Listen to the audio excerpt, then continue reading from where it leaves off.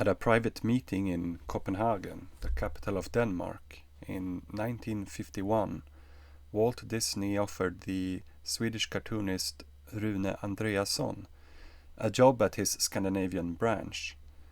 Rune declined and would instead later go on to paint a very popular children's cartoon called Bamse, which has featured in strips in newspapers, as a standalone comic magazine, as an animation on TV, theater, illustration books, etc., etc.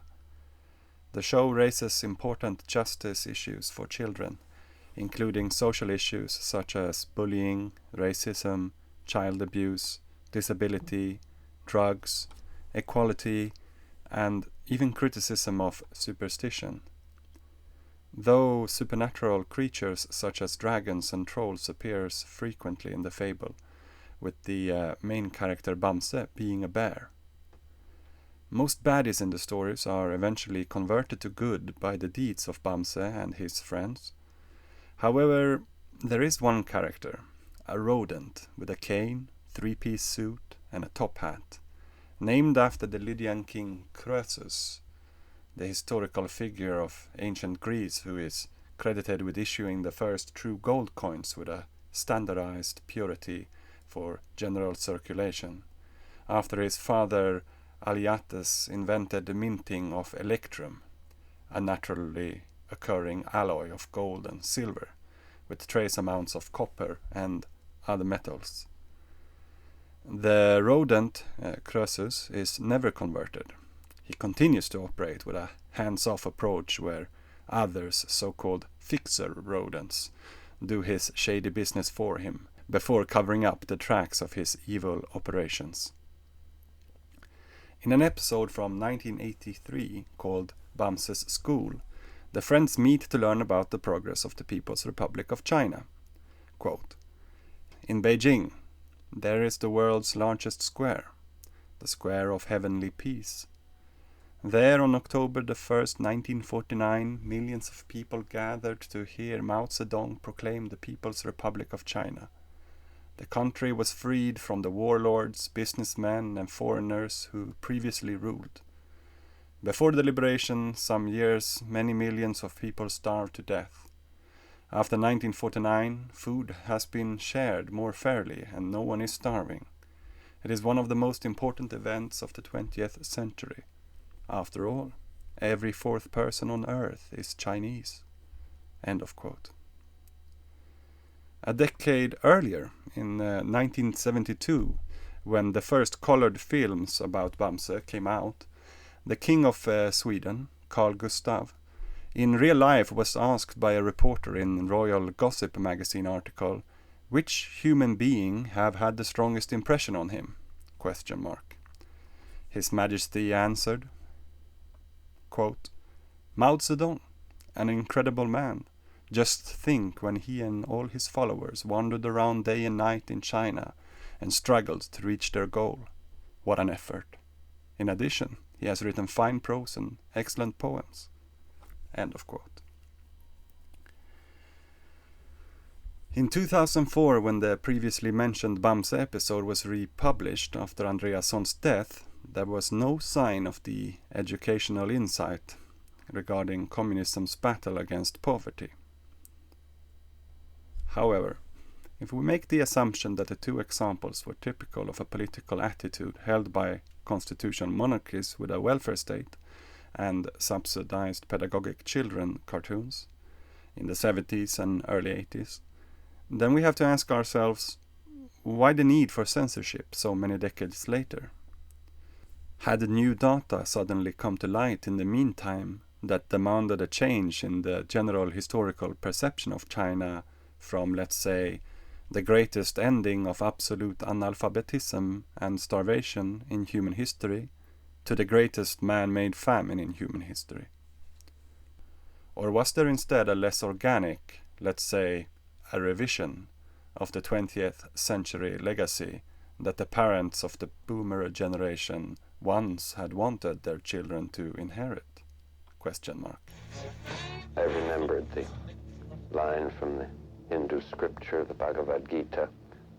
Vishnu is trying to persuade the prince that he should do his duty, and to impress him takes on his multi-armed form and says, "Now I am become death, the destroyer of worlds." I suppose we all thought that one way or another.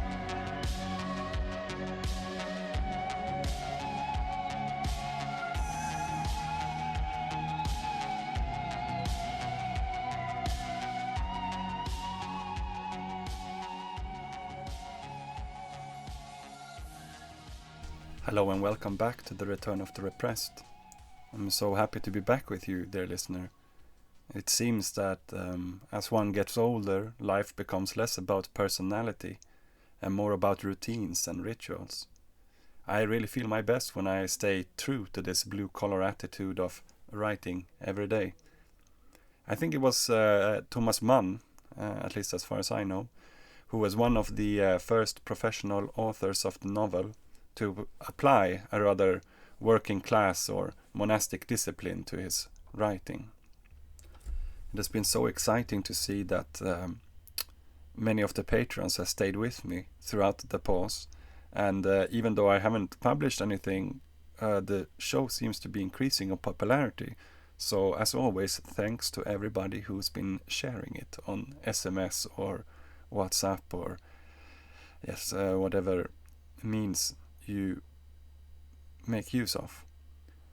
Thank you, really thank you. Today we're not here to talk about, the self-help schedule of Thomas Mann. No, we are not. We are here to talk about the Da Yue Jin, the Great Leap Forward. You will recall that the closest we got last year was when we began to talk a bit about opium war in the season finale of our Biological Peace and Warfare series.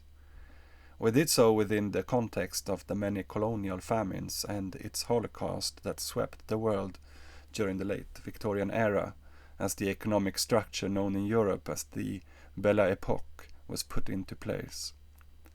In addition, I recently made an interview, or I am about to make an interview, with my friend, comrade William, over at his AOS Info Service podcast, where we looked at the development of, or where we are going to look at the development of the workers' movement and the reactionary advent of anti-communism in the USA, from the end of the Civil War up until the first Red Scare, a period which also covers the decades of the latter half of the long 19th century. Those of you who made use of my absence over the holidays by going back and listening to the season finale will know that we are now on the lookout for an alternative to all the doom and gloom of imperial capitalism and its relationship to this terrestrial body of earth, mud, soil, and mouths to feed. To do so, we will take a look at what is also known as the Second Five-Year Plan of the People's Republic of China, or the 3 Years of Hardship, which of course are household names the world over for sound agricultural policy, right? Now, joking aside, this is a very tricky subject. Maybe the trickiest, even among Chinese peasants. Something I would know, having had the fortune to meet some people who actually experienced it back in the days when I worked on the rice, cabbage and garlic fields in villages around the Jiangzi and the Huang and some of the southern provinces. It's a rabbit hole of many layers, and since I wasn't born to talk about this, I have come to the conclusion that I have to attempt to give a step-by-step analysis of the various grades, authors and institutions involved. Within the polemic spectrum, we have everything from real psyops of total condemnation, where an essence of anti-communism ranks higher than historical accuracy. We have sensationalist liberals and centrists of various kinds who just want to make a buck by selling ghost stories on the marketplace of ideas. These tend to be the most popular and scholastically most embarrassing in their sloppiness. Furthermore, we have defeatist leftists who think that discrediting Mao might save a particular socialist project or their own reputation as leftists in the eyes of the commoners. Then we have various factions among the Chinese, with everything from Hong Kong-based triad mafia-connected dissidents, apparatchik agents within CCP of the Neo-Confucian factions, the hardline liberalist factions, and the reformist Deng Xiaoping factions, looking to maneuver their way to the top within an ever-changing ideological landscape, all with their own, more or less, recruited, organic and traditional intellectuals. We also have exiled Chinese who often are asked questions regarding our subject matter, even if they have no position whatsoever to speak with any insight. And I think it will surprise the listener to what extent this is a common source of knowledge, and how much of the research simply falls into a category of, quote, the Chinese themselves say so, end of quote. Finally, there are a small group of scholars at more or less obscure universities who are either outspoken Maoists, or we could say anti-Maoists, or just skeptical of the Cold War narrative. It will probably come as no surprise that I will rely quite heavily on their counter-narrative, since the generally accepted conclusions you have already heard more than once. However, to start off the first part of the first episode, we will have to continue something which we already began in the first season, to more generally rethink questions such as how to feed the world and bad system versus bad nature, basically trying to understand what famines are made of within the context of food and subsistence commodification. I advise you to listen to some of those episodes of the last season if you haven't already done so. Having that said, things being what they are, and considering how low the level of discussion can tend to be in a world far removed from the first-hand experiences, or even a language that can read the Chinese source material, how about we begin our journey by first going back to a rather unexpected place, namely the Neo-Confucian High Qing of the 18th century. That is, before the nationalisation of the British East India Company, before the American Civil War, before the birth of the railroad commodity matrix proper, and before the late Victorian Holocausts and the Irish Famine. You know, the fable time and land of guardian animals painted blue onto white porcelain that Antoinette and Ludwig would throw at walls during their dinner parties. You might ask yourself, and rightfully so, why should I revive the tradition of structuralism and learn about something as stale and boring as 300-year-old granary distribution schemes of sorghum around the Yellow River? And I agree, not the greatest icebreaker on a first date. However, by doing so, we will see that the agricultural societies of the United Middle Kingdom managed to do something in terms of famine prevention, which my own Western legacy never really managed to do. More importantly, since I am not just a self-hating European, I think we will be much better equipped to understand what really happened during the Great Leap Forward, and we will, as I believe Alain Badiou said in some way or another, to at least get rid of assumptions based on an essentialist notion that the Chinese and the Chinese systems are inherently despotic and stupid, a civilization built on millennials of weak, opium-smoking men and their neglect. Now you might say, but come on, Marcus, not even the neocons of the 80s would sink to such elementary levels of chauvinism. Where do you find such brute 19th century or even ancient arguments about the hunting ghost known as communism? There's an expression that I've said on this podcast many times, but I'll say it again, is that hard times create hard men. Hard men create soft times. Soft times create soft men. Soft men create hard times. We are now around soft men and hard times. Yeah. We're in the time of toxic masculinity, right? Where you could be toxically male. Yeah. And then if you're suppressing masculinity, you're going to bring on hard times. You can't be weak. Yeah. And in this country, being weak is thought of as a virtue. Yeah. Jordan Peterson has a really interesting way of looking at this, and he said it to me once, and it made a lot of sense. He said, people think that you should be weak and you should be docile, and then you should be a pacifist. He goes, no, you should be a monster. He said you should be a monster, you should be ruthlessly ambitious, and then learn how to control it. And it's that old expression, it's better to be a warrior in a garden than a gardener in a war. Wow. It's an old expression, but it makes sense. Because it doesn't mean that you can't be kind if you're strong. But it does mean you can't be strong if you're weak. Yeah. If you're weak, you're fucked. And there's a lot of weak people in this country right now that are trying to take control. And they're gathering up all the other weak people, and they say, yeah, let's all be weak together. Yeah. And they're willing to embrace all sorts of ideas that have been disproven, not just disproven, that have caused the deaths of untold millions of people in Maoist China and Stalinist Russia. And it's crazy. And they're short-sighted. And they're short-sighted because in the short term, they want their tribe to win, and there's so many weak people that'll join along with them. There's so many just simple-minded dullards that just want to promote their tribe. Wow. So monstrously informed. If I listen anymore, my tofu brain is gonna curdle. So how about we listen to some Mao jacket wearing emo punks who embrace weakness with psychedelic guitar slings before we continue. Welcome back to the Return of the Repressed. Here is High Person.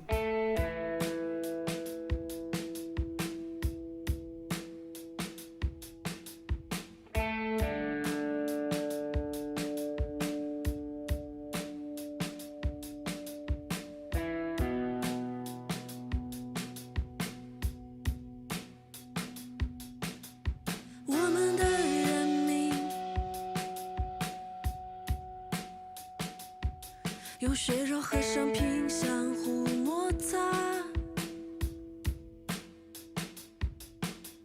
自从有了义务，我们的创造开始了。我们的兄弟其实根本互不相认，自从有了尴尬，我们的友谊开始了吗？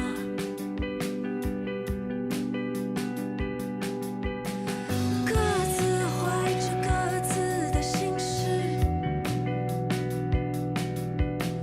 各自握着各自的苹果，各自怀着各自的心事，各自握着各自的苹果。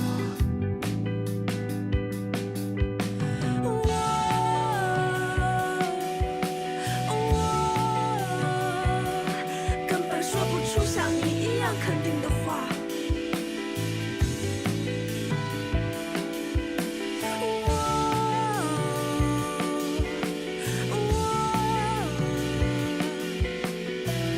烧掉了自己的头，把它放在胸口。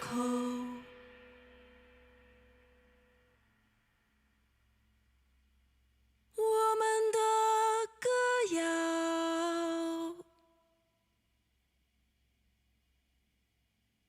在大太阳下站不住脚，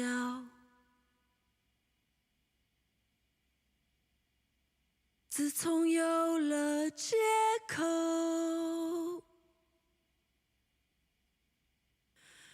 我们的余温开始了。The Qing dynasty was one of the greatest ironies of history. And if you listen to the show, you know I love historical ironies. It was at the same time the most successful and the most disastrous dynasty in Chinese history. It was hopefully the end of yellow emperors, but remains the era of tics and aesthetics which many of us associate with traditional China, since this is the time when tea, calligraphy and porcelain, etc. was mass imported to Europe. It began with the Manchus taking control of Beijing in 1636, the same year as France declared war on the Holy Roman Empire, and that 30-year-long debacle went into its second international phase, post the Prague Peace. The Shogun of Japan famously forbids anyone leaving the country, and all those abroad may no longer return. In the Americas, in Massachusetts Bay, Harvard is founded as the first English university in the Americas, presumably to study the witchcraft going on in the colony's capital, Salem. The Qing conquest continues as the rest of China is brought within its control over the coming 2 decades. After a short time of peace, the conquest expanded with new vigor for almost a century, as the Yellow Dragon banner forced itself into Tibet in the southwest, Xinjiang in the west, and Mongolia in the north. The second half of the 18th century ends with the Sichuan Wugong, the 10 campaigns, a massive expansion of the police apparatus to control the new territory, which had made the Da Qing Guo the most far-stretching it had ever been, its subjects numbering almost twice that of the previous Ming. Now, what we want to talk about today, when we talk about the High Qing, is not necessarily the police apparatus in the general repressive sense, but rather a granary system and a politico-economic stabilization and pacification of an empire which at its peak covered 15 million square kilometers, thus covering an area greater than the US, Mexico, and the rest of Central America combined, almost the size of Europe and the Middle East. Tens of thousands of days of bureaucratic administration which sought to feed more than 400 million people, before the railroad and its steam engine, before the telegraph or the radio. No easy task, but probably the only major useful existing pre-industrial example we have access to learn from, should something happen to our beloved mode of production's energy supply, while we still want to feed a world of hundreds of millions during climate catastrophes. I mean, what good is a Carter doctrine if there simply is no more oil to fight over? I guess one could argue, the Irish, the Bengalis and the Sudanese certainly would, that they didn't even try. Maybe even really staunch laissez-faire Anglos with Darwinian Malthusian inclinations of their own kind would also argue this, since to try would mean state intervention.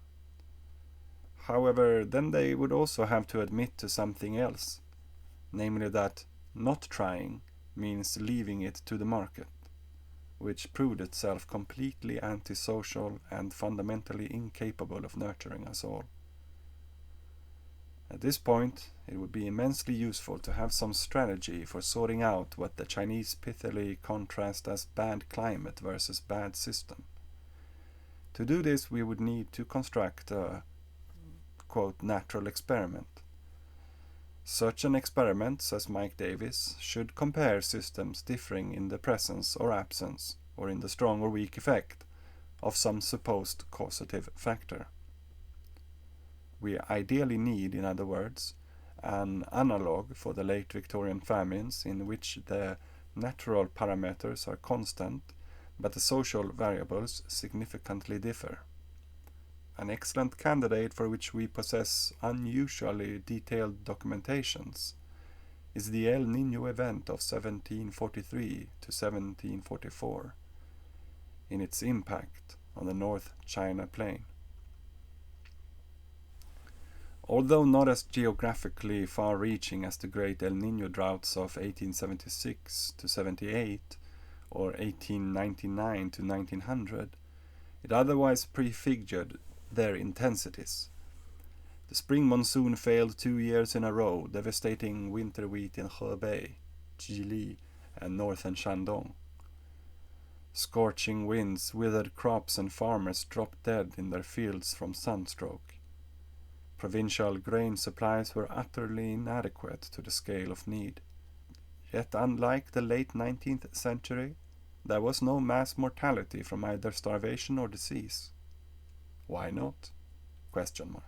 Pierre-Etienne Weil, an historian from École Normale Supérieure, and Roy Bin Wong, an economic historian at UCLA, have carefully reconstructed the fascinating history of the 1743-1744 relief campaign from contemporary records. Under the skilled Confucian administration of Fang Guangcheng, the agricultural and hydraulic expert who directed relief operations in Jili, the renowned ever-normal granaries in each county immediately began to issue rations without any labor tests to peasants in the officially designated disaster counties. I can't here stress enough the usefulness of listening to the last season finale, but for those who insist on this episode's autonomy, I will remind you that the labor tests are mentioned here because that was the only help the farmers of the vast necropolitan lands around the tomb Taj Mahal got from the so-called temple wage, named after Sir Richard Temple, as they starved in the millions. A wage in exchange of heavy labor which was less in terms of calories than that handed out in Buchenwald, and less than the rations for moderate activity in the last year of firebombed Japan. By contrast, local gentry in the Qing, today only remembered as poppy-drinking Johns with the most extreme foot fetishes, had already organized soup kitchens to ensure the survival of the poorest residents until the state distributions began. When local supplies proved insufficient, Guangcheng shifted millet and rice from the great store of tribute grain at the terminus of the Grand Canal, then used the canal to move vast quantities of rice from the south. 2 million peasants were maintained for 8 months, until the return of the monsoon again made agriculture possible. Ultimately, 85% of the relief grain was borrowed from tribute depots or granaries outside the radius of the drought. The Grand Canal, known in China as the Jinghang Da Yunhe, is the longest canal or artificial river in the world. Starting in Beijing, it passes through Tianjin and the provinces of Hebei, Shandong, Jiangsu, and Zhejiang to the city of Hangzhou outside Shanghai, linking the Yellow River and the Yangtze River. The oldest parts of the canal date back to the 5th century BC. Although maintained during thousands of years by many thousands more laborers under less than desirable conditions, we can see again a great contrast with the hydraulic engineering of the Buckingham Queen, who used their canals to divert water away from the subsistence farmers towards the linked-in commodity fields of inedible produce such as indigo, tea, cotton, and opium. As Will Wong emphasizes in their book, Nourish the People, the state civilian granary system in China, 1650 to 1850, the Qing teaches us about famine defense in depth. No contemporary European society guaranteed subsistence as a human right to its peasantry, what the Chinese call min sheng. Nor could they, as even the physiocrats later marveled, emulate the perfect timing of Guangcheng's operations. Quote, the action taken always kept up with developments and even anticipated them. End of quote. Indeed, while the Qing were honoring their social contract with the peasantry, contemporary Europeans were dying in the millions from famine and hunger-related diseases following Arctic winters and summer droughts in 1740 to 1743. In the book Food Shortage, Climate Variability, and Epidemic Disease in Pre-Industrial Europe, John Dexter writes, quote, the mortality peak in the early 1740s is an outstanding fact of European demographic history, end of quote. Which means, in other words, that in Europe's age of reason, the starving masses were French, Irish, and Calabrian, not Chinese. Moreover, the intervention carried out in Chile in 1743 and 1744 was not the only one of its kind in the 18th century, nor even the most extensive. The Yellow River flooding of the previous year, 42 to 43, involved much larger expenditures over a much broader region. There were 6 large documented and so correlated droughts and floods, as well as 7 other flood disasters that involved massive relief mobilization during the 18th century in Shaanxi, Jiangsu, Anhui, Hebei, and Henan, etc. Although comparable figures are unavailable, Beijing also acted aggressively to aid Shandong officials in preventing famine during the series of El Niño droughts that afflicted that province and much of the tropics between 1778 and 1787. The contrast with the chaotic late Qing relief efforts in 1877 and 1899 could not be more striking. State capacity in 18th century China, as Wilhelm Wong and their collaborators emphasize, was deeply impressive.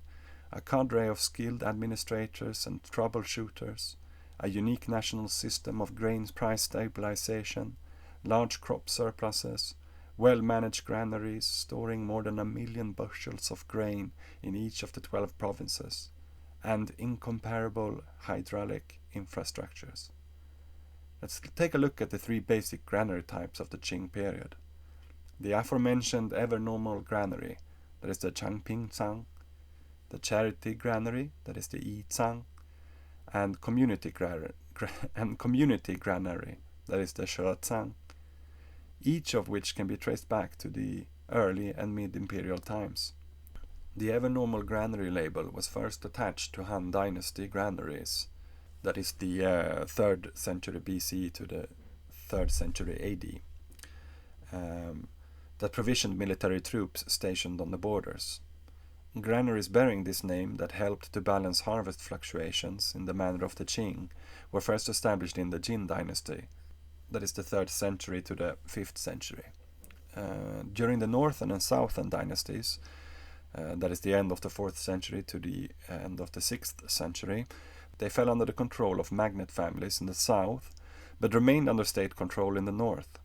The Song state, that is the 10th century to the 13th century, stored grain for a society dramatically changed by urbanization, cash cropping, and trade. Amidst these economic and social transformations, ever-normal granaries can be viewed as an adjunct to the private market. Their dispersals and restocking were political reactions to price stimuli. The difficulties of sustaining civilian granaries are demonstrated by Ming dynasty experiences of the 14th century to the 17th century. Although we lack the archival record for the Ming that we have for the Qing, the outlines of activities that emerges from the information available suggests a smaller overall effort than would take place in the first half of the Qing. One who feels more at home with numbers and national economics than I do could surely do a thorough investigation into granary practices throughout the Chinese civilization and study how demographic administration parameters of state, federal, communal, provincial, prefectural, municipal, etc., together with ideological practices, be they economical, imperialist, religious, and how they function in relation to bureaucratic, technical means such as paper money, stamps, calculators, printing presses, as well as distribution means of roads and canals. I, unfortunately, don't have time for that. Instead, I will trust the conclusions of other authorities, such as Mike Davis, who notes that the capstone of Golden Age food security was the act of watching over grain prices and supply trends by the emperor himself. And most importantly, beyond the monarch as a bureaucrat, which is maybe what Hegel had in mind, although ever-normal granaries were an ancient tradition, price monitoring was a chief invention of the Qing. Great care was exercised by the 18th century emperors in looking over the memorials and price lists in search of inconsistencies. On the 5th of every month, local magistrates forwarded detailed price reports to the prefectures, who summarized them for the provincial governors, who, in turn, reported their content in memorials to the central government. Carefully studied and commented upon by the emperors, these Vermilion rescripts testify to an extraordinary engagement with the administration of food security and rural well-being.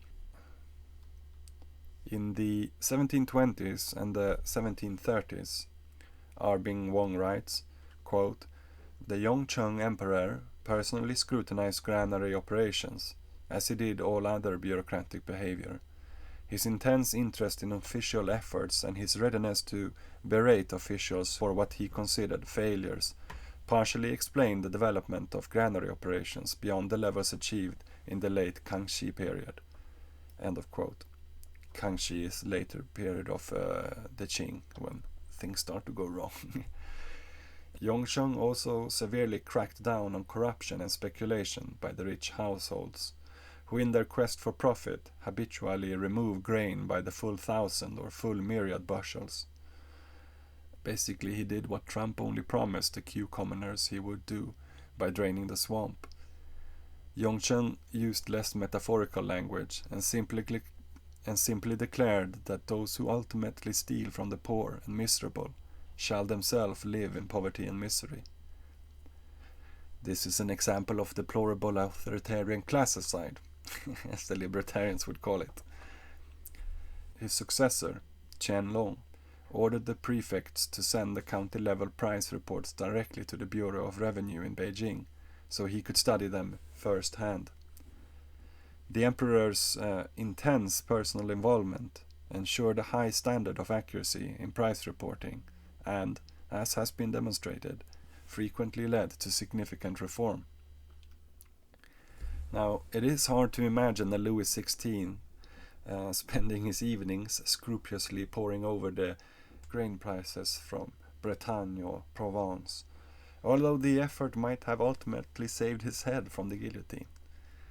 Nor can we easily picture a European monarch intimately involved in the esoterica of public works to the same degree that the Qing routinely immersed himself in the details of the Grand Canal grain transport system.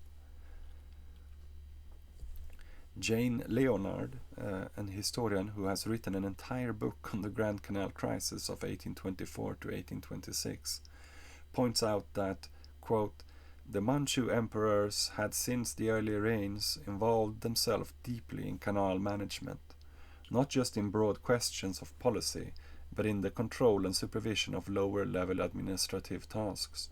End of quote. In contrast to later Western stereotypes of an opioid-induced passive Chinese state, the government during the High Qing era was proactively involved in famine prevention through a broad program of investment in agricultural improvement, irrigation, and waterborne transportation. The 18th century was a golden age for theoretical and historical work on flood control and canal construction. Civil engineers were canonized and had temples erected in their honor. Confucian activists like Guangcheng, whom we mentioned in the beginning, with a deep commitment to agricultural improvement, tended to give top priority to investments in infrastructure and to consider the organization of food relief merely a makeshift, that is, a temporary measure. Guangcheng also wrote a famous manual, which is the source of much of William Wong's account, that codified historically tested principles of disaster planning and relief management.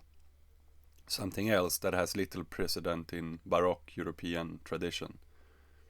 Finally, there is plentiful evidence that the northern China peasantry during the High Qing was more nutritionally self-reliant and less vulnerable to climate stress than their descendants a century later.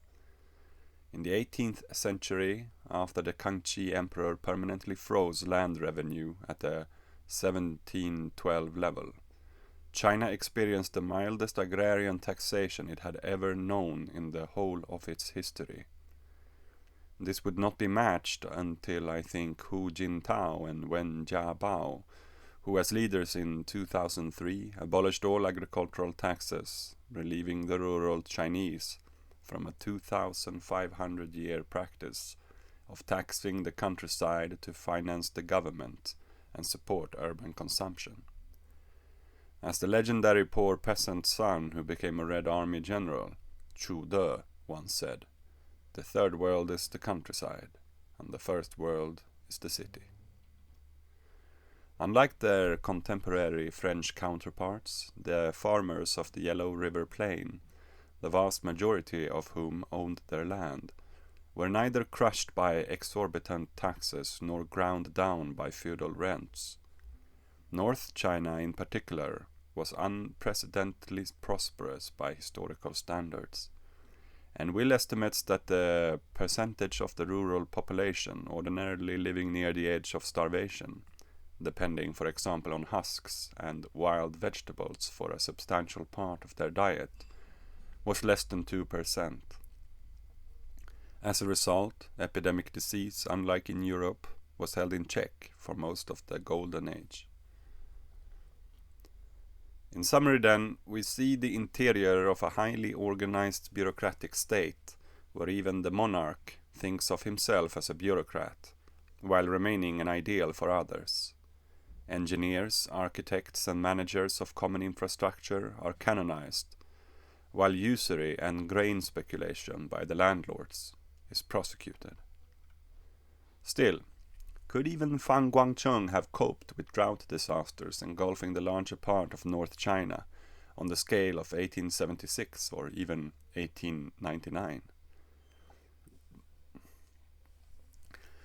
It is important to weigh this question carefully, since drought famines were more localized in the less commodified 18th century, and because the 1876 drought may have been a 200-year or even a 500-year frequency event, a so-called mega El Niño, which again, like I said in the late Victorian season finale, I still don't know enough about, but will return to in the future, so that we can properly add another universal terrestrial phenomenon to our categories of esoteric predictions involved in the domination qua knowledge. Who knows? Maybe there is more to the crystal ball clairvoyance of the Vajrayana Buddhist Manchus than meets the eye. Actually, I have a friend who I think he was catfished on the internet by some good-looking girl who was like into gold speculation from Singapore.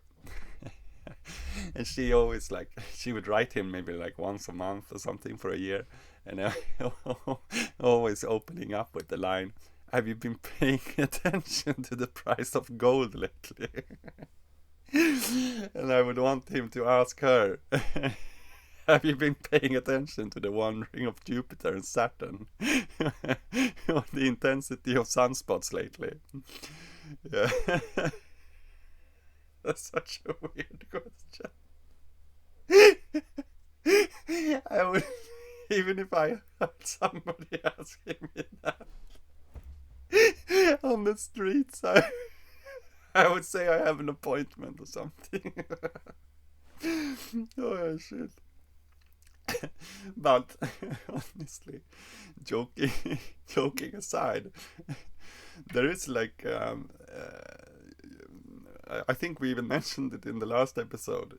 This is the 1700s, and it is in the 1600s that these sunspots behaved extremely abnormal.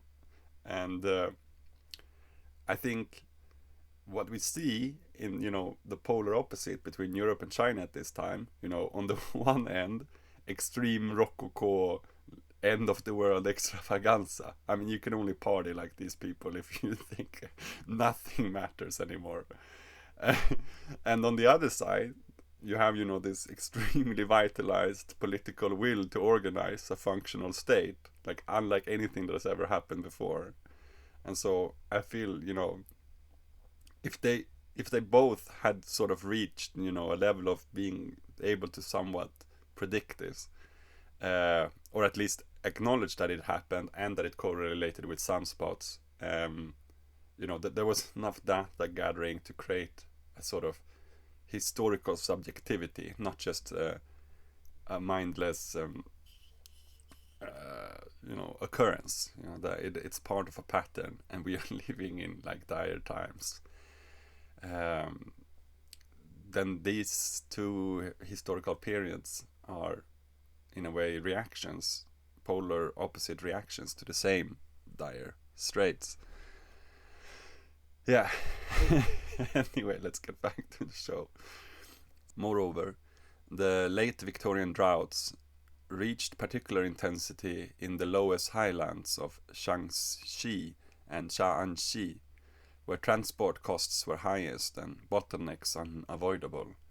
This is, I think, I mean, I know where it is, but I'm thinking that most people know about this as these kind of very Chinese-looking mountains. You know, like they look like they've been carved sort of out of the rock, and then they stick up everywhere, and then like you can imagine a little temple on the top of one of those or something, and then a kind of Scaramanga elevator going through the base of the peak. It is reasonable, therefore, to concede that a drought of 1876 magnitude in 1743 would inevitably have involved tens, perhaps even hundreds of thousands of deaths in more remote villages. Such a drought, however, would have been unlikely, as in the late 19th century, to grow into a veritable holocaust that consumed the greater part of the population of whole prefectures and counties. In contrast to the situation in 1876-77, when granaries were depleted or looted and prices soared out of control, 18th century administrators could count on a large imperial budget surplus and well-stocked local granaries backed up by a huge surplus of rice in the south.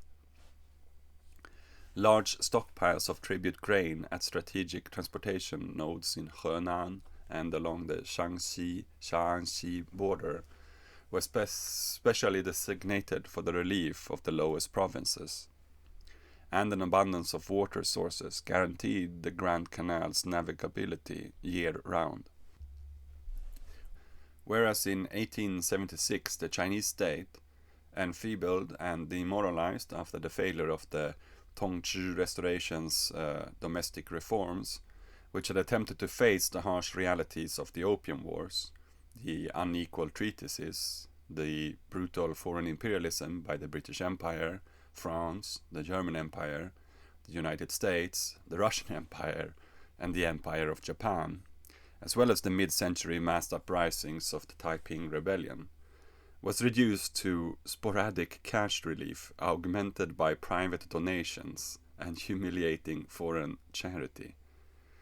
In the 18th century, it had both the technology and political will to shift grain massively between regions, and thus relieve a hunger on a larger scale than any previous polity in world history.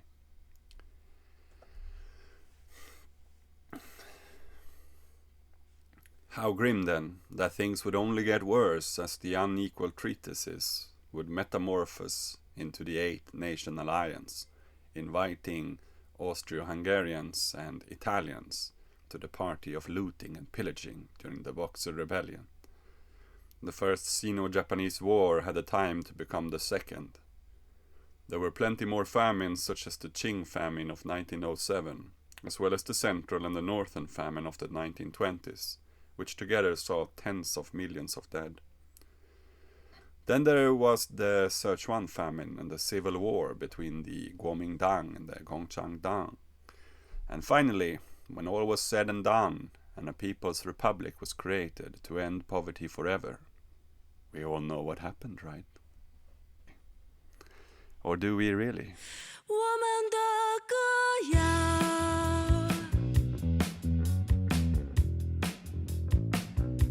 在大太阳下站不住脚，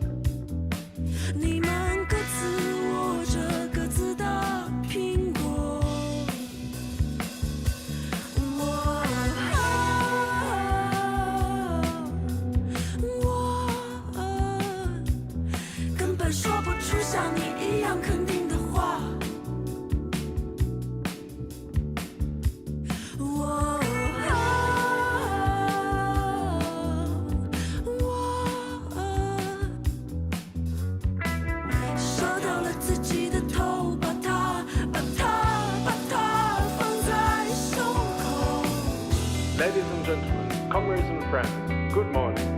Until now, we have received thousands of comments and suggestions. We will consider them carefully and comprehensively. In the meantime, we'd like to ask you to keep on communicating and coordinating between one another. We'd also like to thank the press. Your work has hugely helped us with drawing public attention and collecting different voices.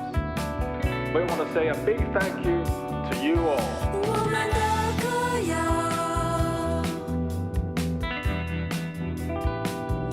在大太阳下站不住脚，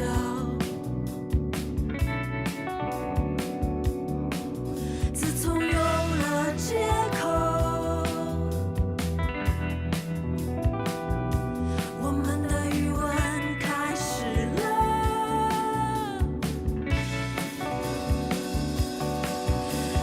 各自怀着各自的心事，你们各自握着各自的苹果，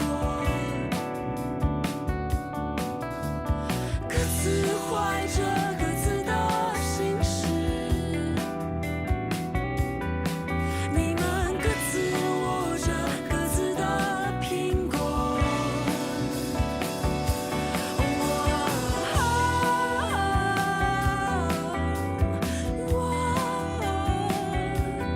根本说不出像你一样肯定的话。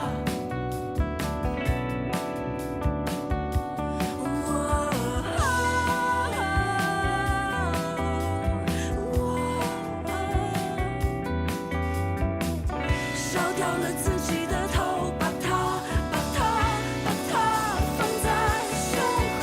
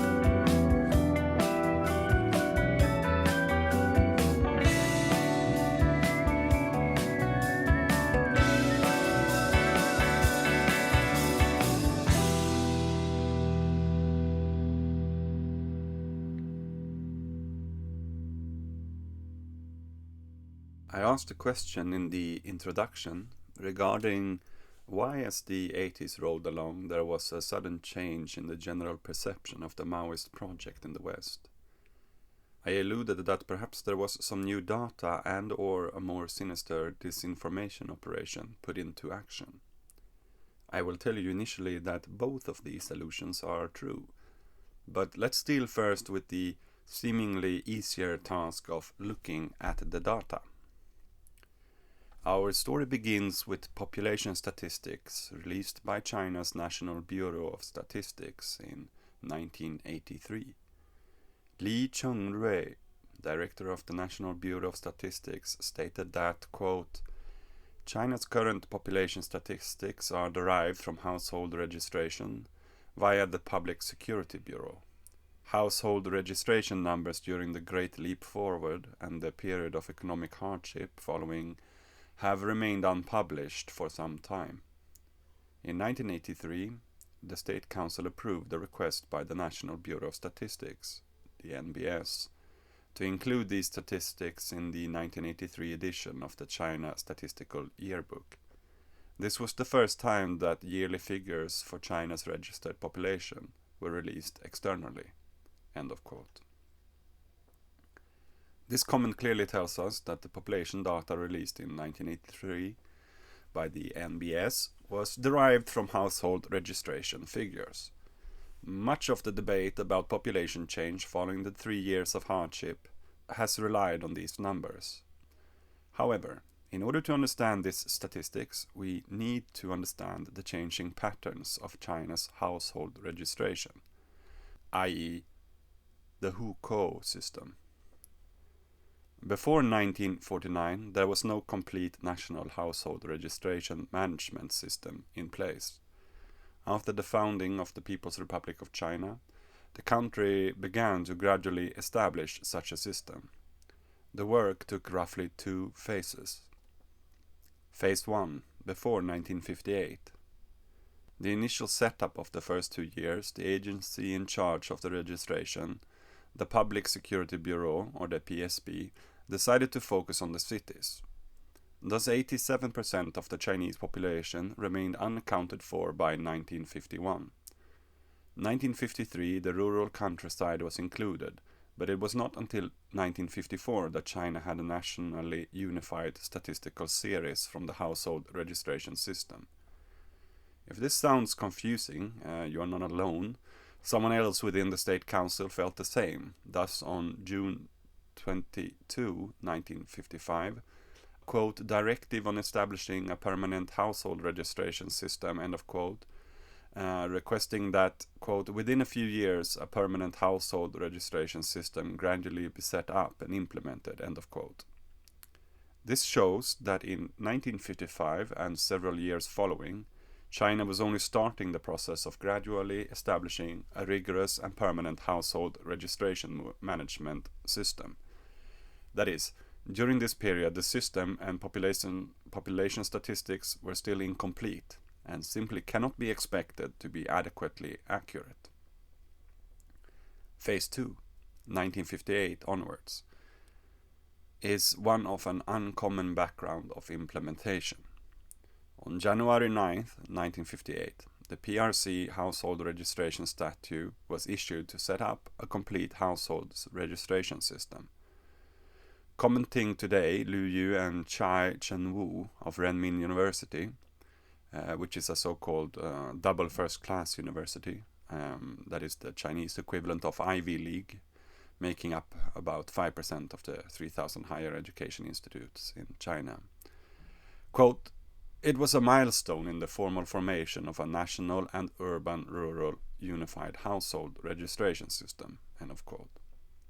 However, since the People's Commune movement and Great Leap Forward had already begun, it was not implemented nationwide until the time period between the second half of 1958 and 1961. In other words, it coincided with the 3 difficult years. Sun Jingxian, a professor at mathematics at Shandong University and Jiangsu Normal University, who is completing a book about anomalous population changes during the Great Leap Forward, and whom I will rely heavily upon in this part of the episode, gives us a few examples of what this coinciding meant in practice. Sichuan province has the highest population of any province in China. In the beginning of 1960, the Sichuan Provincial Party Committee issued the, quote, decision regarding strengthening household registration statistical work, end of quote, requesting that a population census be undertaken. Shandong is the second most populous province in China. September 4th, 1959, the Shandong Provincial Party Committee selected one full-time individual from each people's commune to serve as a household registration official, allocating 800,000 yuan for the production of household registration cards. Guizhou province was one of the provinces with the highest death rates in 1960. In that year, the provincial PSB began to undertake a provincial-wide household census, as per order by the central PSB. These recorded efforts show that the implementation of the PRC household registration statute on a nationwide scale began in 1960, around the time of the famine. It is quite obvious that this had a major impact on China's population statistics, including statistics of deaths. Regarding this, Shandong Provincial Historical Compilation Committee wrote the following, quote, this census discovered that some communes, production brigades, mines, government agencies, and schools have over-reported their population by 1.52 million in order to receive larger shares of grain, end of quote. Our mathematician helps those of us who do not have Chinese demographics of the last half century readily available in memory to put this into perspective, saying that this was 2.81% of Shandong's provincial total 1959 year-end population of 54.025 million. This error was corrected in the household registry during the census, but this cancellation of the falsely reported extra figures must have had a direct impact on the population statistics of Shandong province during its own period. A large-scale reduction in the registered population of 1.52 million. If we extrapolate based on the ratio of Shandong province, it would mean that 18.9 million individuals would have been struck from the national population statistics. Of course, other provinces might not have had a similar proportion of over-reporting. It could be smaller, but could also be larger. But Shandong was certainly not an isolated case. Over-reporting was a common practice at the time for well-known incentive-based reasons during the LEAP's implementation. But if the household registration for such an over-reported population figure would be dully removed as the statute was implemented, then it would lead to a large reduction in the hukou-based population numbers during the 1959-61 period. Clarifying this matter has a decisive significance for researching famine deaths in China. Yet the point has been almost completely ignored by all research to date.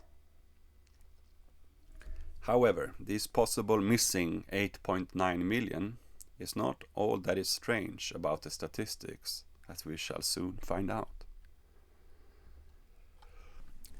After people's communes were set up, the management committees of people's communes were the agencies responsible for household registration management in rural areas.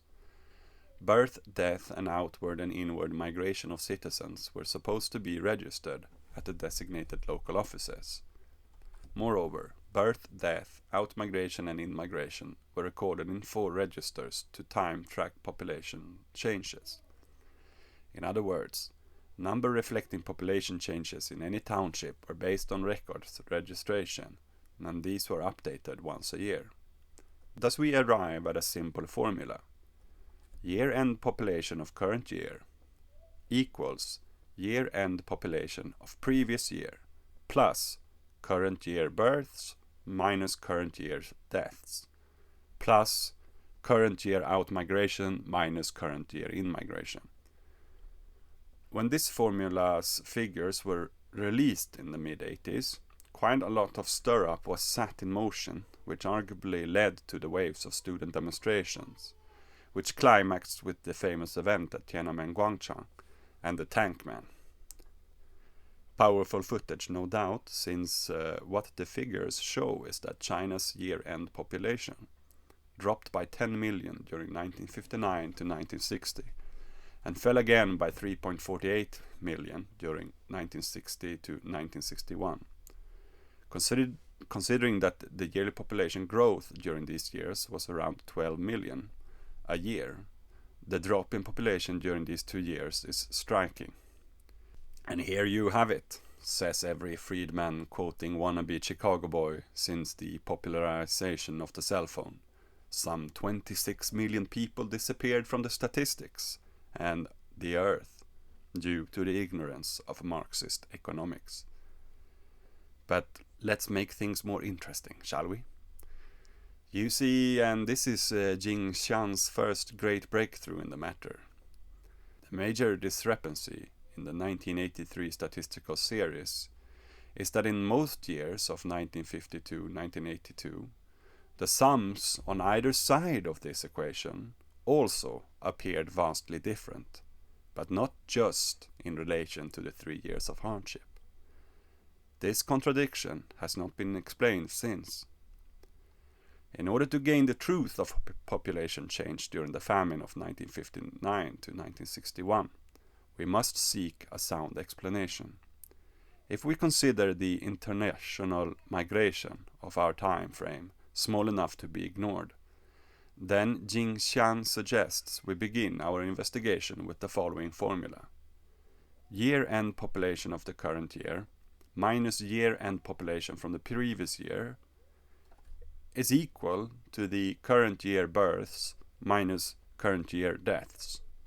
Now, even though I'm a person who can not understand maths when I hear it, even if it's in my mother tongue, but really need to read it for myself, I think this is an easy enough formula, and I hope you, dear listener, will feel the same. And if not, I will link to summaries and the full article and the book in the description below. And so if I understand the formula correctly, there will be two numbers on either side of the equal sign, and a negative number would indicate overall dying and a positive overall birthing. Our first problem, however, is that very little of the stats in the 1983 report fit this formula. There always seems to be some, quote, anomalous population change, end of quote. And that is anomalous as in deviating from the normal or common order, form or rule. Thus we need a slightly more complex formula to find the real cause of this vast discrepancy.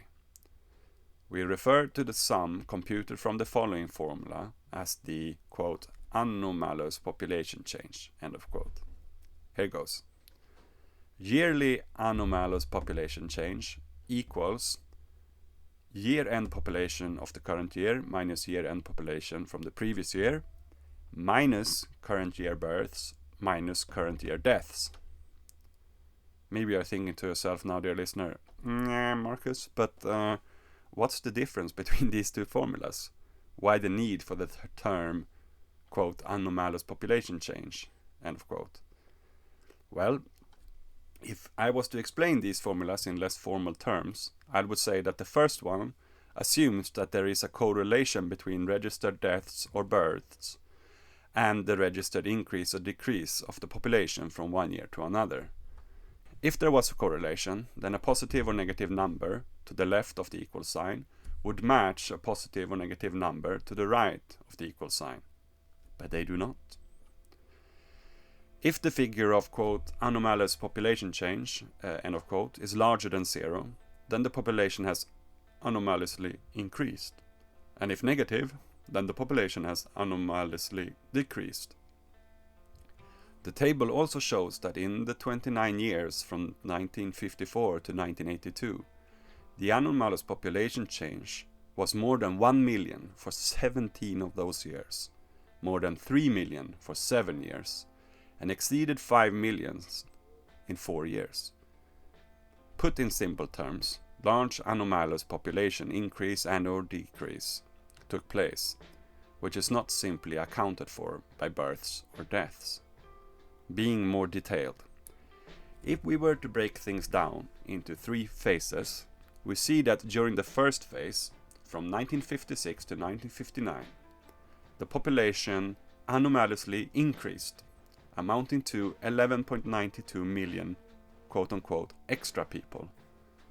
In the second phase, from 1960 to 1964, the population anomalously decreased, ending up with a total of 26.44 million missing people, quote-unquote. In the third phase, from 1965 to 1982, China's population again anomalously increased greatly by a total of 14.83 million extra people, quote-unquote. What is pretty damn remarkable then is that if you add up the large anomalous population increase before and after the 3 years of hardship, that is, the extra people, and compare it to the large anomalous population decrease of the 3 years of hardship and the missing people, you get 2 sums standing next to each other, one of missing and one of extra. 26.44 million missing people, as mentioned. And for those of you who have a brain like a calculator, you already know that the other number, curiously enough, is 26.45 million extra people.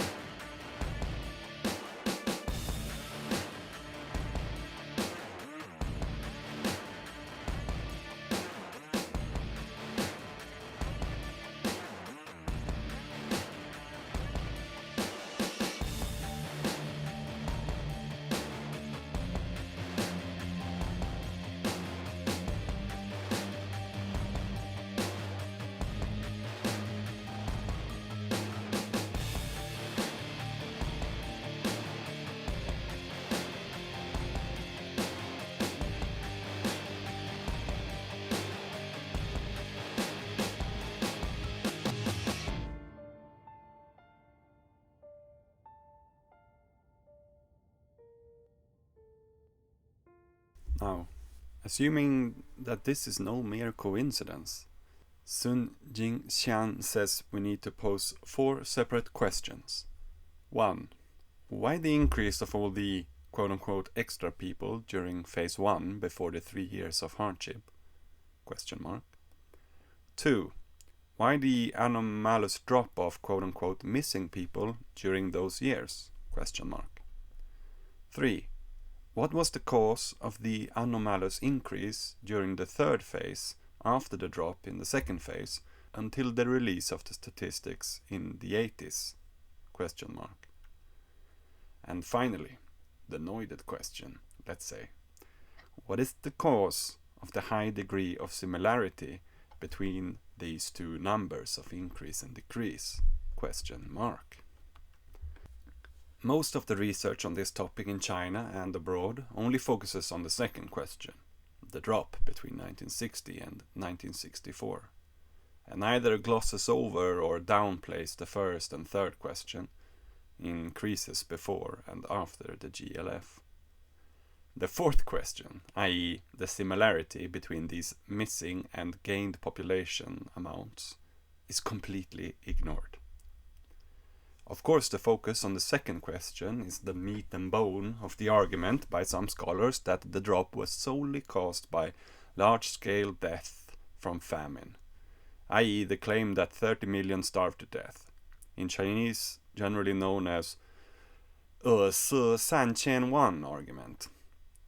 However, before diving into these 4 questions, let's drop and recognize for some minutes that we just bit off a huge chunk of data analysis.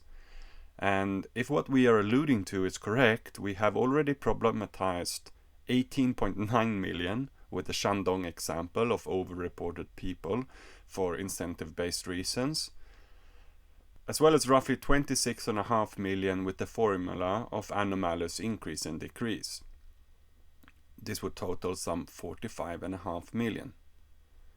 A number which no longer can stand out simply as a master signifier of unavoidable deaths due to collectivization, as a failed alternative to our current mood of feeding the world. And though this is not the final conclusion, if you stay tuned, there will be even more numbers and more problematization of pure data, so to speak.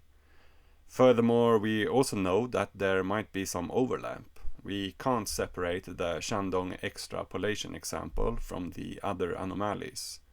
If we did that, we would just be piling number sets upon number sets with morbid glee, which is what the Cold Warriors do. But first let's take a break. How about that? Let's do something more fun. Something for the whole family, which everyone can enjoy for a little while.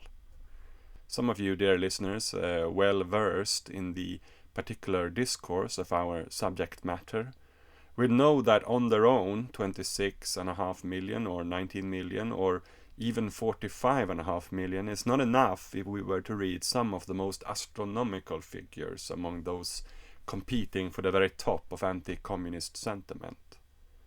So before we answer the 4 questions with Sun Jingxian, who are those people? And where do their incentive of over-reporting come from? They don't have overlords with quotas of lies, do they? Hey, what's the idea of fighting in front of my place and driving my customers away? Hey, mister, you got a mistake or someplace. I no fight. You understand that this guy, he's a worker for me. I ask him something, you not tell me nothing. I ask him why I not speak. All the time he not speak. What do you think he do? He make a fight to go like this. Hey, what's the idea? Oh, that's not my idea. That's his idea. But, mister, you don't understand. Look, he's a spy and I'm a spy. He worker for me. I want him to find out something, but he don't find out what I want to find out. Now, how am I going to find out what I want to find out if he don't find out what I got to find out? Will you quit annoying me? All right, I quit. All you got to do is make him stop doing this. Oh. Let's start off with an old dog and my favorite, due to his looks, his scholarship in general, and his background. The late R.J. Rummel. Rummel, who looks a bit like what I imagine an Amish pastor would look like, was a professor at our beloved University of South Indiana and Yale University of Skull and Bones, though I'm not sure if he was a member of that particular fraternity. The late Rummel was nonetheless in the game for a long time, and he published his major results between 1975 and 1981, spending the next 15 years polishing those original jewels.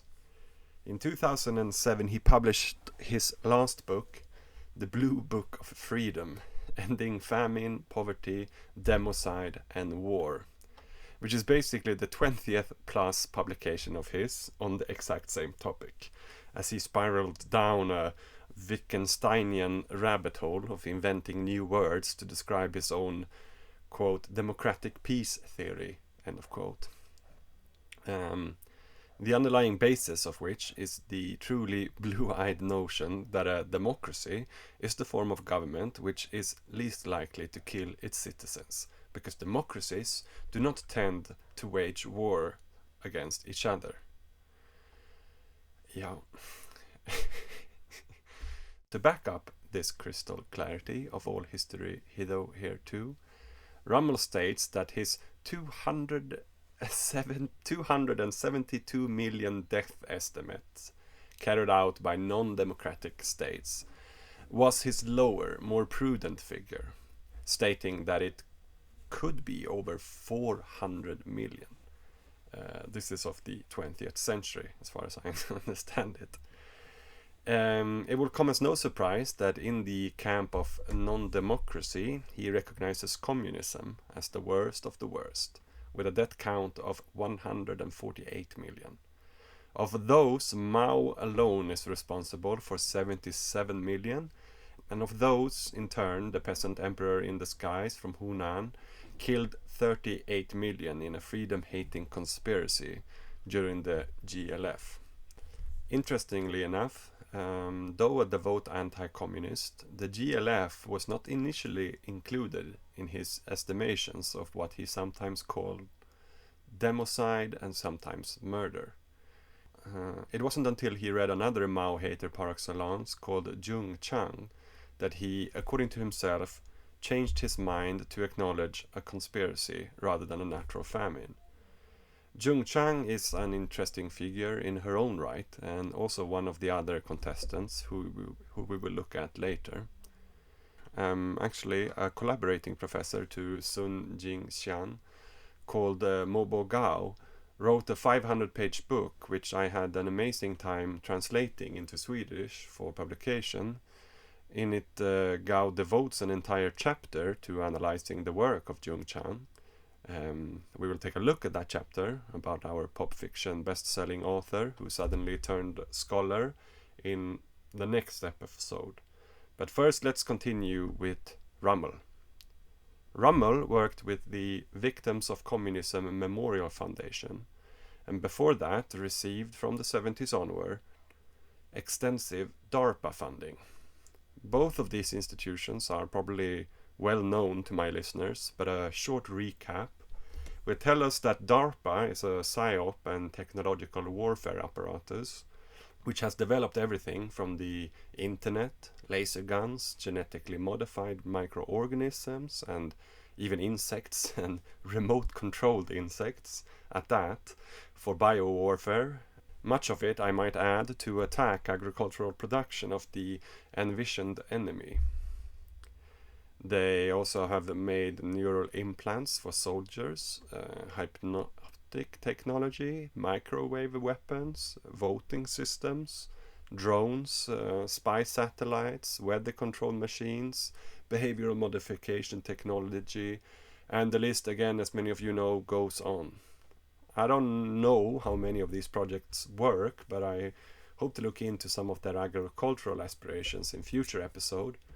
But for now, let's not forget to first recap the Victims of Communism Memorial Foundation, the membership of which would, in a better world, officially red flag any so-called scholar simply as a David Icke conspiracy theorist with a more Cold War bend.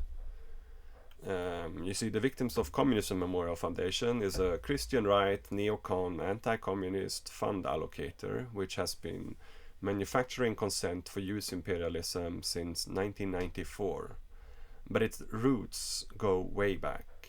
The current head is the Reaganite Thatcherite Edwin Fellner, founder of the 1973 Heritage Foundation. The Heritage Foundation is one of the most influential public propaganda institutions in the US, built by the same people who compromised Nixon.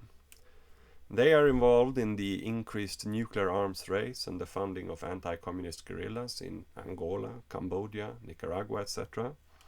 They helped concoct the lies needed to invade Iraq and Afghanistan, and the setting up of the Guantanamo torture camp for the Bushes. Now, back to the Victims of Communism Memorial Foundation. It was founded by Lee Edwards, another Heritage Fellow, born according to himself into an anti-communist family from birth, with his father working for the Chicago Tribune, a paper that has hated low-class peasants since the Irish Famine. He has ties with the Mooney Unification Church and is also a fellow at the Hoover Institution, together with Henry Kissinger and Milton Friedman. Another of the three founders was the late Lev Dobryansky, son of two white Russian Ukrainians, or how to put it. He worked with Pinochet in Chile and was a long-time chairman of National Captive Nations Committee, the anti-communist phalanx in Washington, founded by Eisenhower at the beginning of the Great Leap Forward, which was under his leadership collaborating with the Nazi wings of the Organization of Ukrainian Nationalists. The third is Zbigniew Brzezinski, born an aristocratic Polak, who in America became a counselor to President Lyndon B. Johnson and then security advisor for Jimmy Carter, as a hawkish supporter for the Vietnam War. He worked on the theories behind Radio Free Europe and was involved in Operation Cyclone's funding of the Mujahideen, and he was a member of the Bilderberg Group.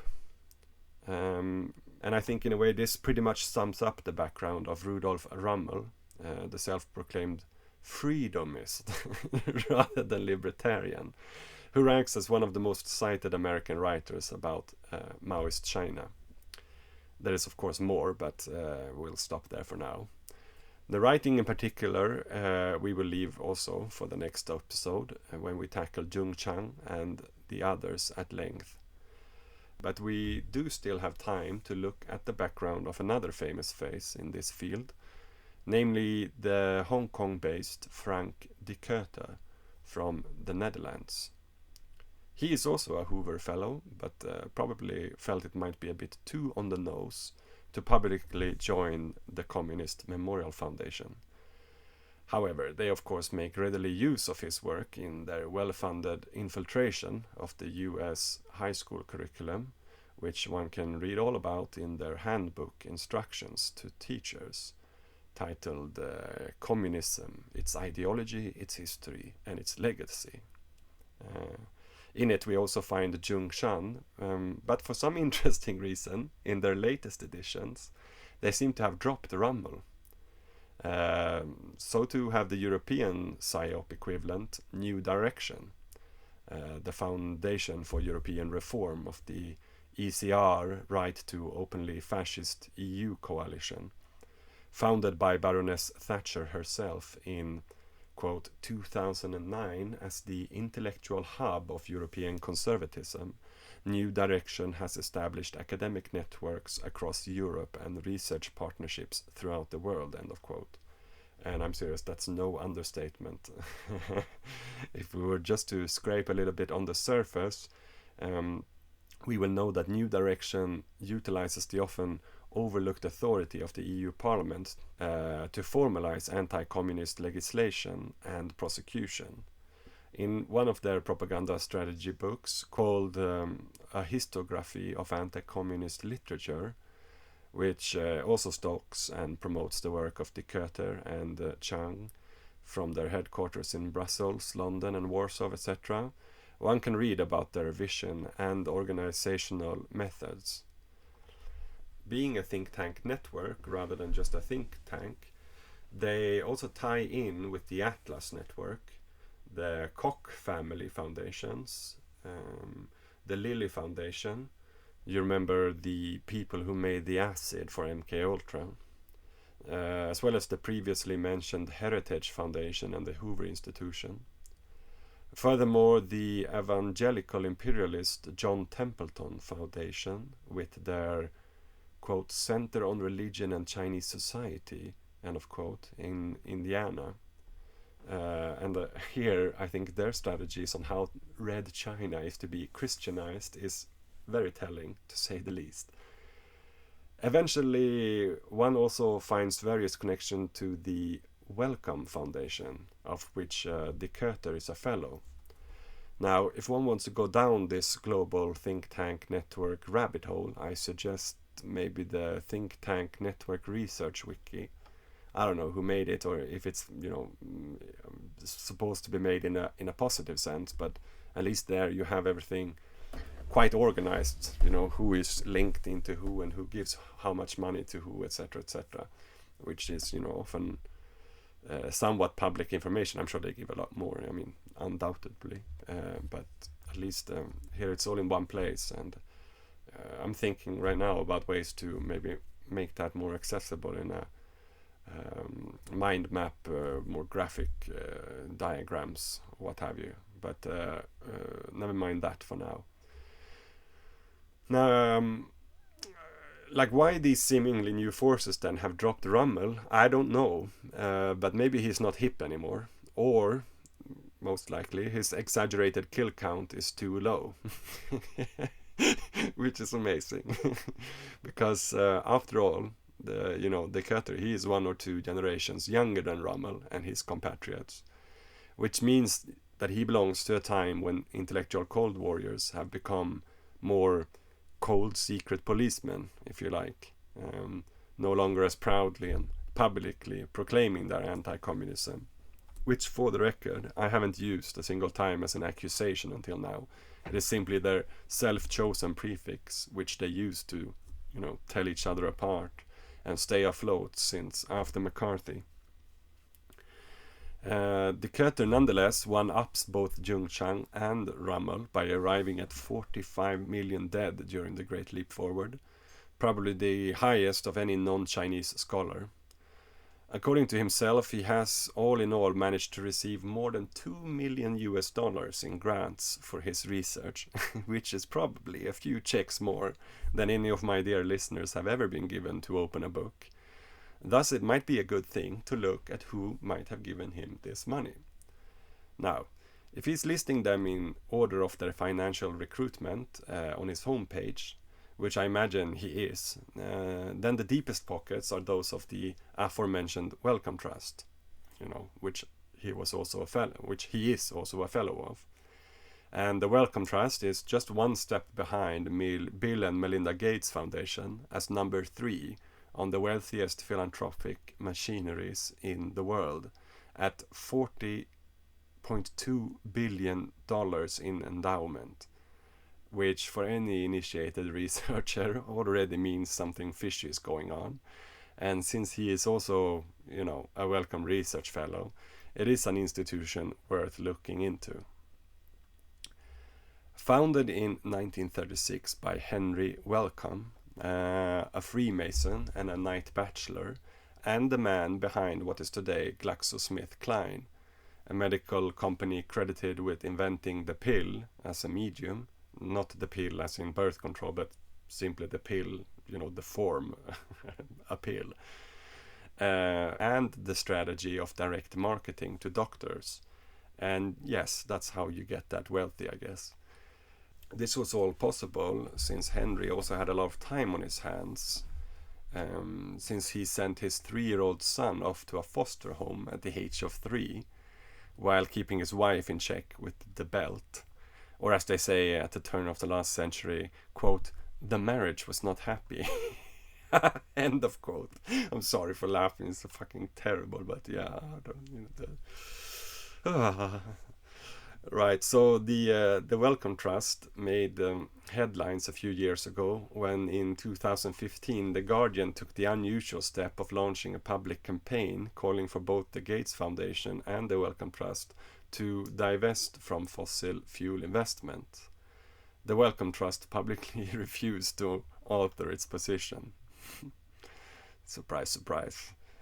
It was at one time run by investment officer Ian McGregor, regarded by many as the most successful investment officer ever seen in the non-profit sector, which sounds like such an oxymoron, if there ever was one. MacGregor was behind the largest private share sale on record, initial flotation of Wellcome PLC, or is it PIC, the largest supermarket chain in Hong Kong.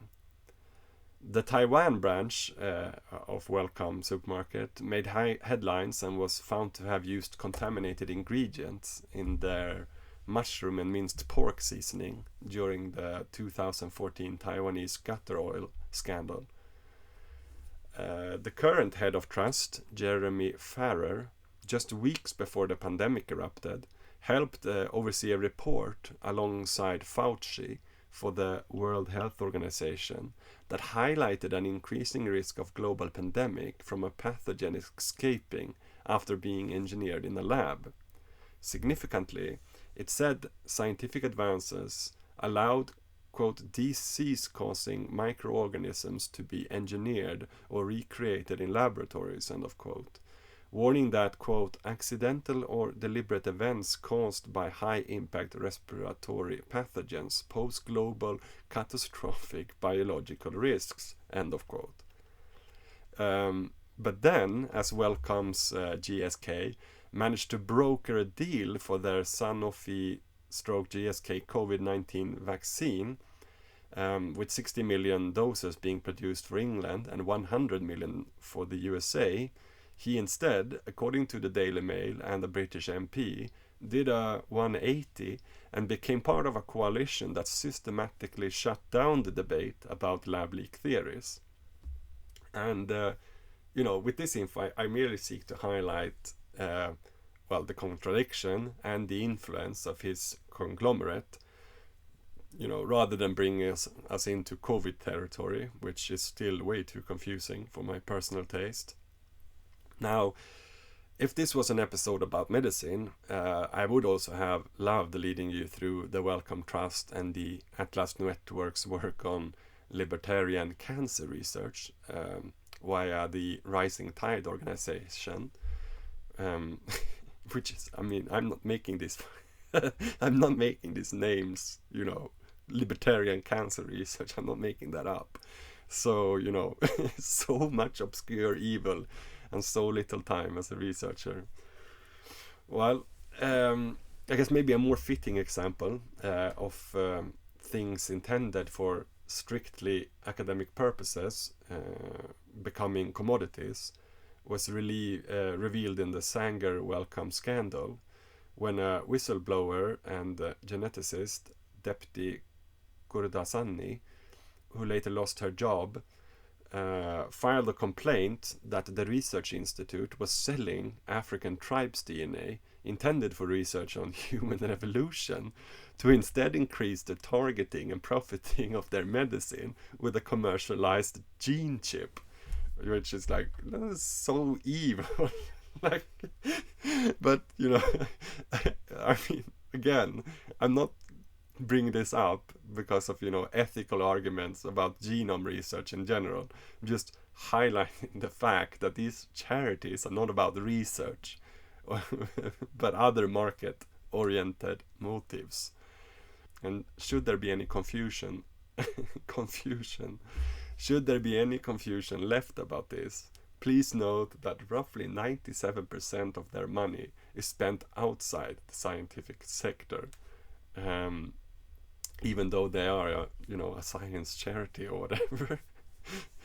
When and when there is confusion about this and someone complains, as above, often female scientists, they are met with bullying and sexual harassment until they leave, basically. One of the Wellcome Trust's most notorious branches, I think, is the Science Media Center, this SMC, which has been called Science's PR agency, set up in 2002, partly as an effort to tamp down news stories driven by groups like Greenpeace and Friends of the Earth, and this is according to its own funding report. Right now, their primary operation is to tell you that if you feel the need to, you can definitely drink glyphosate. no danger. And I mean, here, interesting stuff, sure, especially regarding cancer-causing food, cancer medicine, and the Green Revolution trinity. But I know I'm getting carried away, so let's continue. Who else is paying the Köter, the Westerner with the highest kill count stats of anti-communism?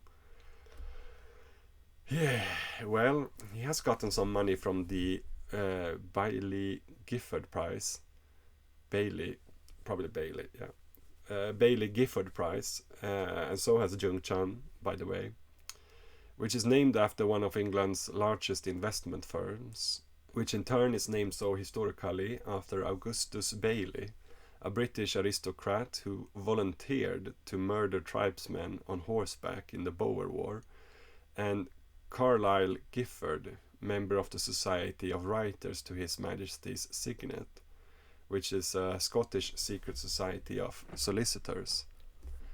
Now, the prize ceremony in particular, during which de Köter got his money and fame for his work on Mao's Great Famine, is since 2016 sponsored and organized by a white Russian-Ukrainian kleptocrat named Sir Leonard Valentinovich Blavatnik, listed by Forbes as somewhere between the 20th and the 33rd richest person in the world, a position he reached by winning the Russian aluminium wars in the 90s.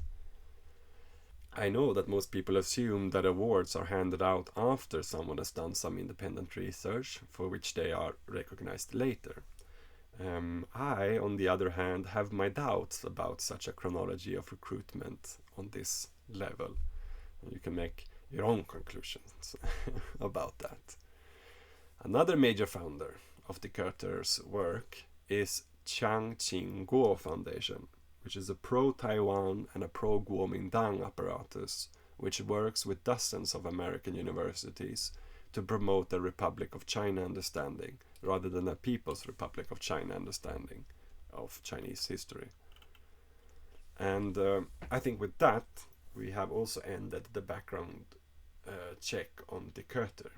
And is his recruitment more obscure than Rummel? As I already hinted, yes.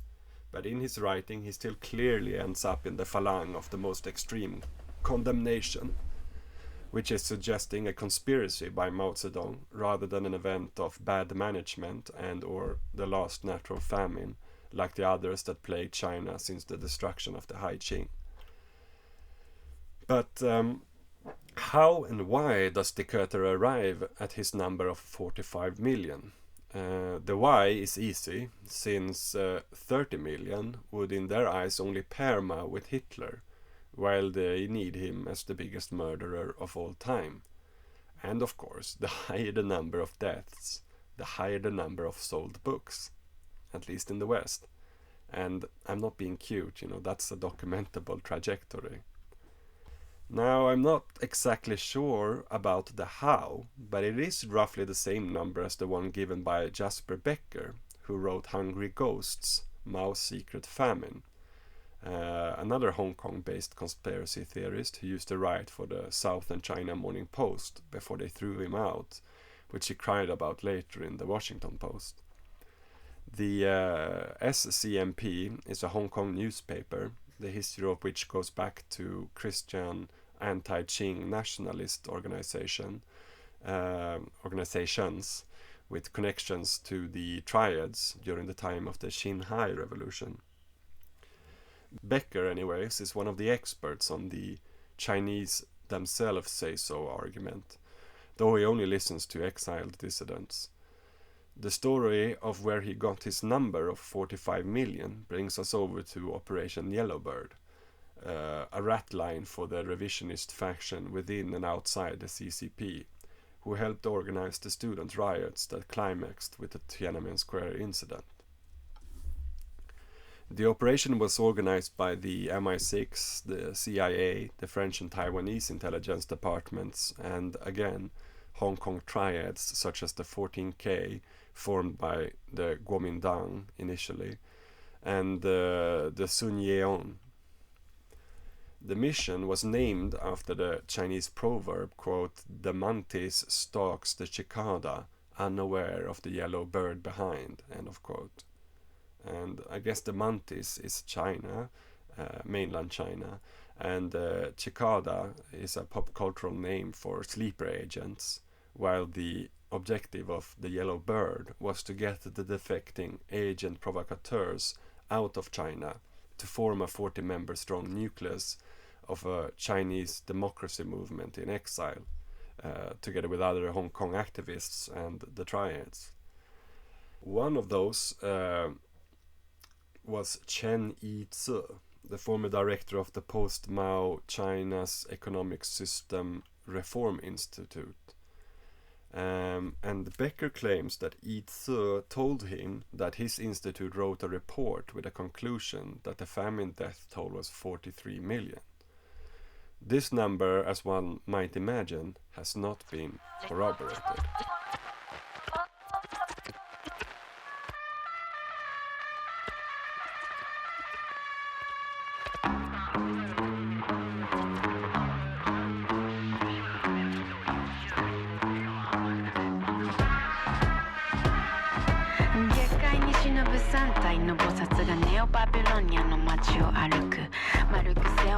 足取り深く毒を持つヘビを好むクジャクストリートデモクラシープシパワーパレツスキャンダル種まき分割統治指を差し合う愚かな凡人スティグマ中心勢力解体 Not nice, not nice, not a thing nice 契約書サインするボールペンナイフビートをあやめキングを生むミッワイフ Not nice, not a motherfucking nice いけないいけないあの子の末路行かない行かない不可のマグロ失望借金よく聞くお薬ゾーン Open your fucking mouth 運命という名の情報戦とは知らずに受け取る処方箋セックススポーツスクリーンメガクラムグミ操るルーティーンしっかり加えたルアーの針ごくり飲み込み後頭部を圧迫失脚 Now what you want to バカバカだまったくバカバカだまったくバカバカだまったく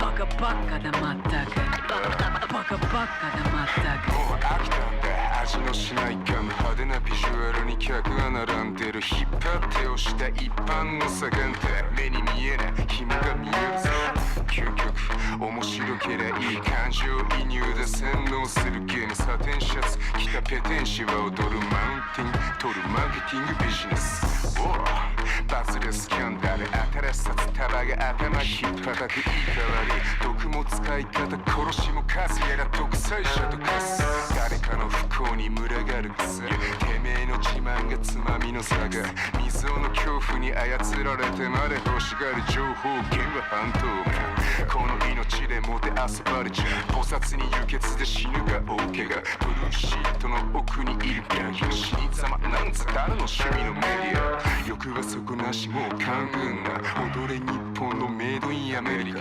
形変えてく快楽快感の連続バカバカだまったくバカバカだまったくバカバカだまったくバカバカだまったくバカバカだまったく紙に数字が書かれてるその紙をみんなで信じてるご多分に漏れるこの僕も神の力の音を送っている日常アスファルトよろしく敷き詰められたルールや普通という言葉思考回路に巧みに絡みつき根を張られたが分をつきそれは想像力に影響して我々の行動パターンさえも設定プログラミング教育 We are the robot まさしくクラフトワーク出来の違いで仕分けるベルトコンベヤーゆりかごから墓場そびえ立つ三角立ち力競争勝敗商売になっちゃってる戦争あっちとこっちどっちもどっちにチームさっちも行かなくならボカンと一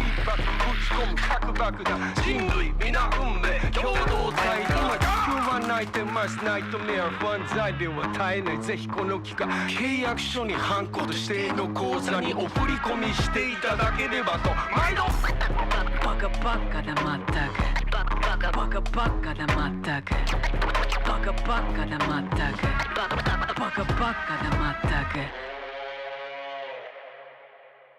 In our next episode, we will spend some time with background checks on the other Chinese names that pop up on Wikipedia's top 5 list of highest counts. But for now, let's get back to the data analysis and the 4 questions. To finish things off, we will do a short general recap of the whole period and then battle each question and phase in detail. To do this, Sun Jingxian describes the conditions of the country and the registration procedures during the time which we are concerned with, which will help us understand that if anomalous population changes are unrelated to normal deaths, births, and the registration, then what is the real reason behind the anomalies? The quick answer is mass migrations. Since in addition to the recording of births and deaths, recording in and out migrations is another household registration factor that affects total population numbers. The recording of migrations is fundamentally different from that of deaths and births, since the recording of births and deaths is completed with a single registration, while the registering of migrations requires an out-migration registration and an in-migration registration. Only when both of these registrations are completed is the migration registration itself fully complete. In the case of a migrant population, if the out-migration and the in-migration are registered in the same year, then this will not have an effect on the national household registration population numbers. But in practice, the opposite often occurs. One of the examples of what can create anomalies are so-called duplicate migration registration. Consider Miss Chang, who migrated in 1958 from her original home to another location. She did not cancel her household registration in her hometown, but registered as an in-migrant in the locale she moved to.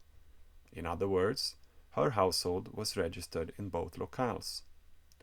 In 1960, one of these household registrations was cancelled as a correction. In this situation, we can say that this individual caused a duplicate migration registration in 1958 and a cancelled duplicate migration registration in 1960.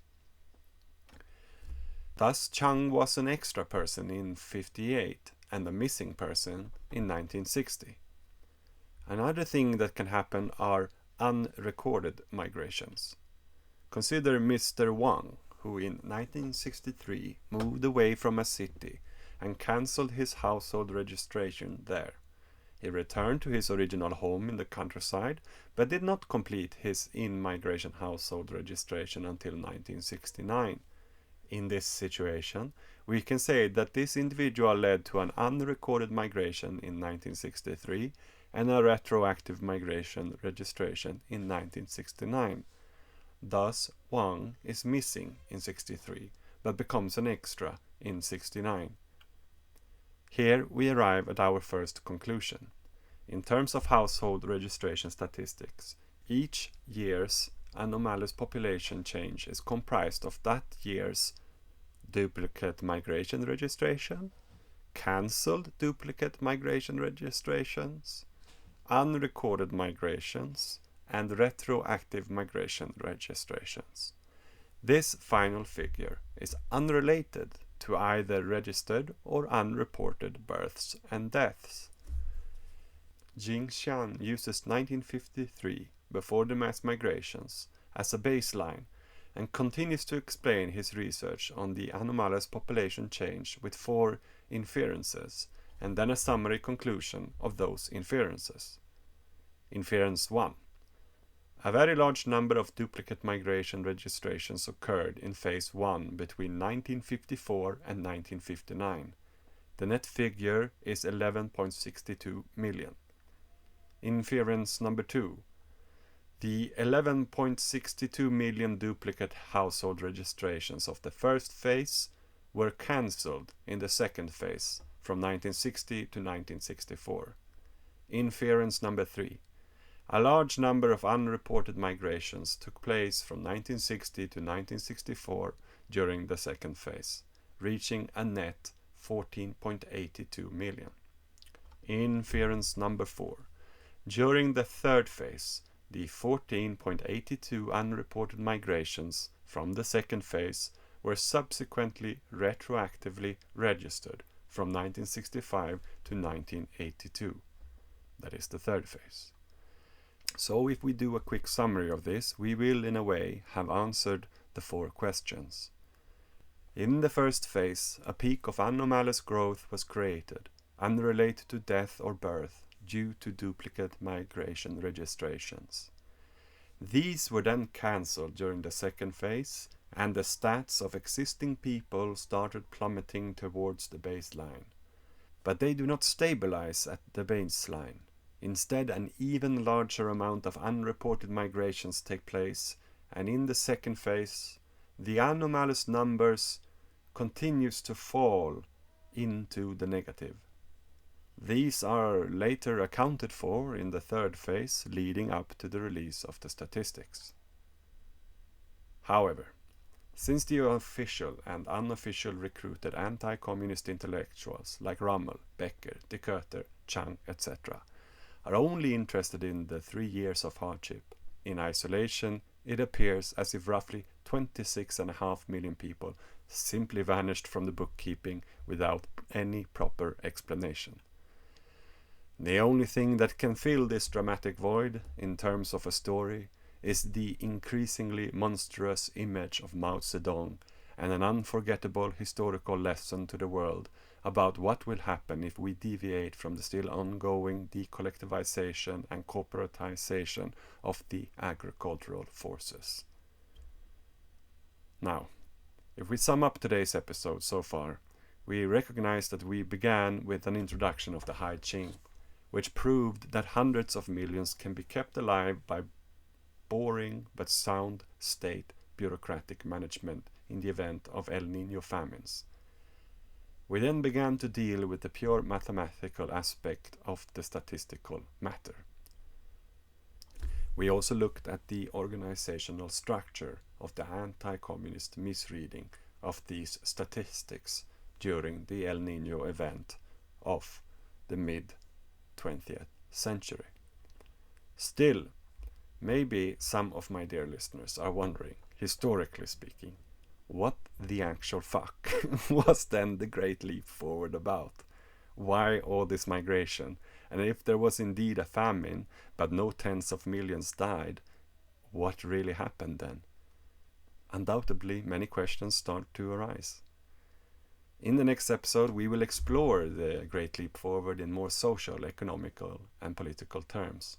We will bash and debunk the recruited academians, and without the scapegoat of Mao, a much more interesting story of the still ongoing class struggles within the Chinese Communist Party will be revealed, involving people like Liu Shaoqi, Lin Biao, Deng Xiaoping, and Peng Dehuai of the Lushan Conference.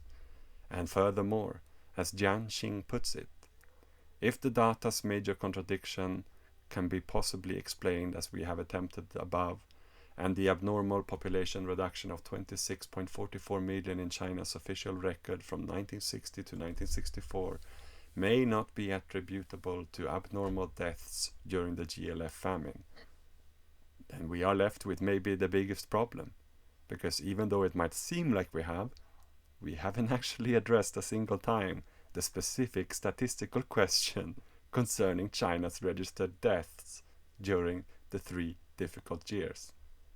But we will, I promise.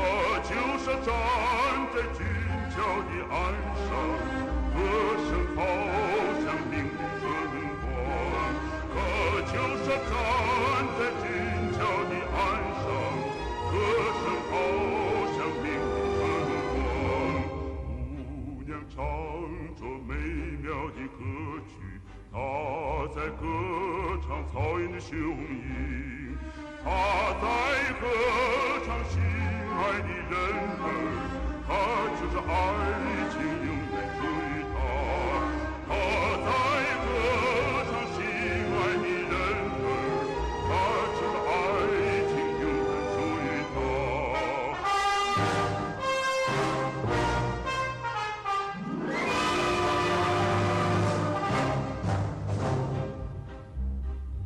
啊，这歌声，姑娘的歌声，跟着光明的太阳飞去吧，去向远方边疆的战士，把喀秋莎的吩咐传达，去向远方边疆的战士，把喀秋莎的吩咐传达，驻守边疆年轻的战士，心中怀念遥远的姑娘，勇敢战斗，保卫